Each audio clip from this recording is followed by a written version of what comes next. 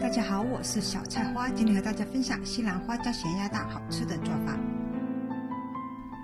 首先把西兰花倒放到清水中，放进2勺盐，拿个东西固定，把西兰花的花完全浸泡到盐水中，浸泡10分钟以上，把西兰花里的小虫子和残留物浸泡出来。西兰花泡完盐水后，把西兰花切成小朵，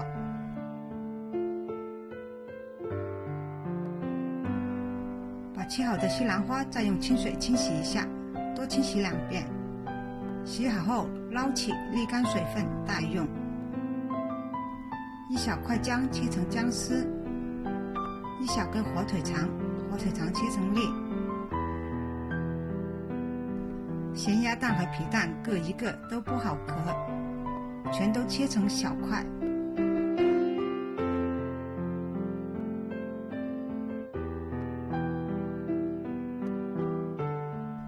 锅中水烧开，倒进一点点油，倒进西兰花，给西兰花焯水。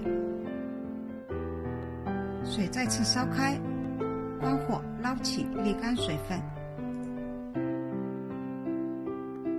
热锅热揉，放进姜丝，煸炒2下，放进咸鸭蛋，煸出香味。